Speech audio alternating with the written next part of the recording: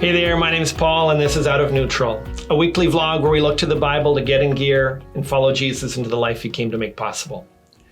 Now, today I want to talk about how the Lord's Supper helps us keep the gospel central. We create sayings to remind ourselves about things we recognize as important. We say things like, keep the main thing. First things first. Don't sweat the small stuff. Each of those slogans helps us remember the importance of prioritizing our priorities. And they highlight the reality that often other things distract us from what we believe should be central. The church is not immune to this. I've seen Christians become obsessed with supposedly biblical diets, numerology, church growth, the end times, particular forms of worship, homeschooling, social justice, speaking in tongues, and not speaking in tongues. In each case, a secondary issue became an all-consuming issue. In some cases, a good thing became a bad thing because it replaced the best thing. At times, I despaired that Christians seemed to get excited about almost anything other than the gospel. Today, there's a trend to make the gospel a priority. But like all trends, this one will likely pass.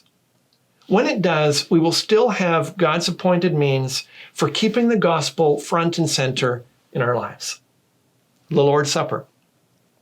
Let me explain 3 ways that the Lord's Supper can help us remember to keep our focus on the gospel. First, in the Lord's Supper, we look back and remember what Jesus sacrificed for us. On the night before Jesus was crucified, he shared a meal with his disciples. He took bread and somewhat cryptically said, "Take, eat, this is my body." And then he took a cup and asked them to drink it, saying, "This is my blood of the covenant, which is poured out for many for the forgiveness of sins." Interestingly, the disciples don't appear to be confused by the words. They'd already heard Jesus refer to himself as the bread of life, the door, and the true vine. So they knew he was explaining something about himself by the terms. He wanted them to remember his sacrifice of himself for the forgiveness of their sins. He wanted them to understand that the basis of God's covenant relationship with them was his sacrifice for their sins. When we take the Lord's Supper, we look back with gratefulness to what Jesus did at the cross, and we remind ourselves that it's what he did that secures our forgiveness and our relationship with the Father.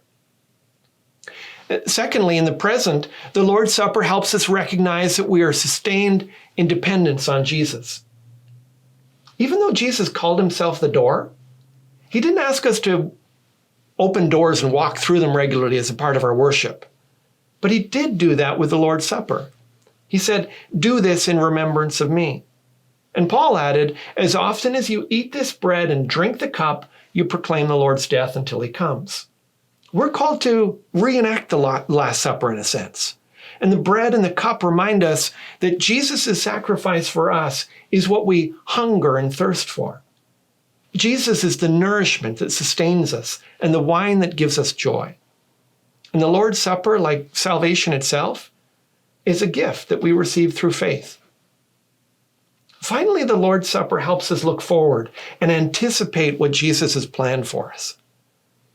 When Jesus had passed the cup, he said, "I tell you, I will not drink again of this fruit of the vine until that day when I drink it new with you in my Father's kingdom."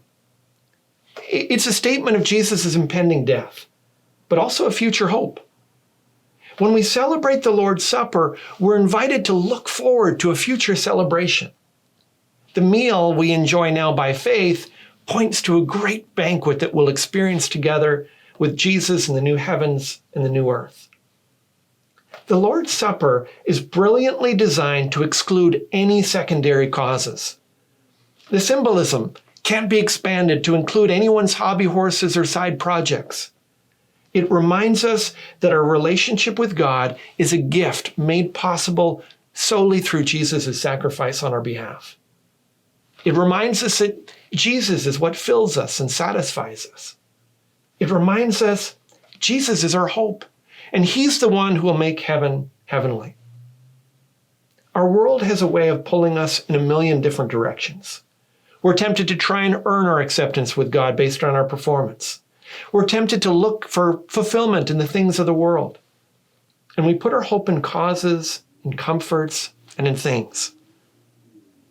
Let the Lord's Supper keep pulling you back to the gospel and to Jesus as our life and hope.